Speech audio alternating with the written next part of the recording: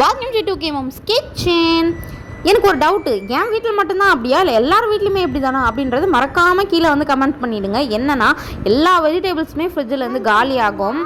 இந்த பீட்ரூட் மட்டும் அப்படியே உட்காந்துருக்கும். அடுத்த பேட்ச்க்கான வெஜிடபிள் வாங்கிட்டு வந்த அப்போவும் இது உள்ளே தான் இருக்கும். சரி, இது என்ன பண்ணலாம் அப்படின்னோடனே சரி ஓகே சிப்ஸ் போட்டு கொடுக்கலாம், பிள்ளைக்கு பிடிக்கும் அப்படின்னு நினச்சா உண்மையாகவே பிள்ளைக்கு ரொம்ப பிடிச்சிருச்சு, ரொம்ப சந்தோஷமாக இருந்தது. இதுக்கு மேலே இப்படி பண்ணியே காலி பண்ணிடலாம் அப்படின்ற ஒரு ஐடியா வந்துருச்சு.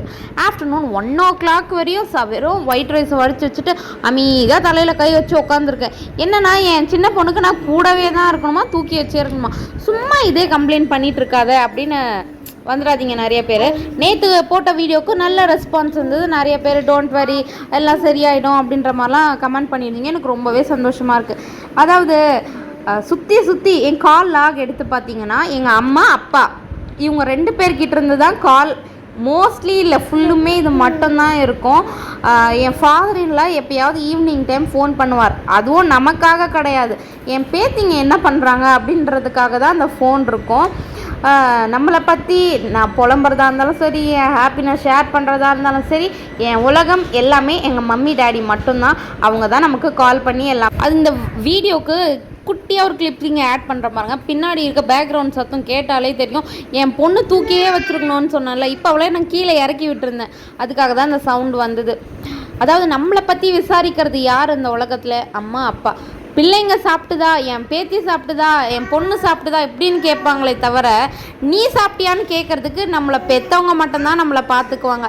சரி ஓகே, ஃப்ரைடே வாச்சேன்னு சொல்லிட்டு வீடெல்லாம் பெருக்கி தொடச்சிட்டு அந்த சில்வர் பாத்திரம் வந்து நிறைய பேர் எப்படி கழுவுறது அப்படின்னு தெரியாமல் இருக்கிறவங்களுக்காக இது இந்த விபூதி திருநீர் இருக்குல்ல, அதை எடுத்து நல்லா ஒரு லைட்டாக தேய்ச்சிங்கனாவே பலன்னு ஆகிடும்.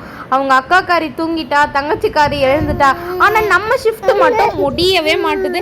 இப்போ இந்த வீடியோ பேசும்போது கூட சைடில் கேட்குதா?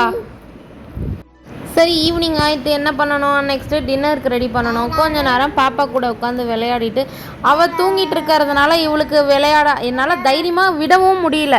அவள் இருந்தாலும் சரி அக்கா இருக்கா அப்படின்னு தைரியம் இருக்கும். சரி ஓகே, கொஞ்ச நேரம் விளையாட்டு டின்னர் ரெடி பண்ண ஸ்டார்ட் பண்ணிட்டேன். என்ன பண்ணலாம் அப்படின்னும் போது தக்காளி தொக்கு பண்ணிடலாம். பாருங்க, தூக்கி வச்சுட்டே தான் வேலை செஞ்சிட்ருக்கேன், தெரியுதா? கண்டிப்பாக இந்த மாதிரி ட்ரை பண்ணி பாருங்கள். தக்காளி தொக்கு செம்ம சூப்பராக இருக்கும். நான் வந்து கடலைப்பருப்பு உளுந்து வந்து எண்ணெயில் டக்குன்னு போட மறந்துட்டேன். சரி ஓகே, இப்போ தானே வெங்காயம் போட்டோன்னா அதிலே போட்டு நல்லா வதக்க ஸ்டார்ட் பண்ணிட்டேன். பேக்ரவுண்ட்லேருந்து குட்டி விசப்பூச்சியோட சத்தம் வந்துட்டே இருக்கும்.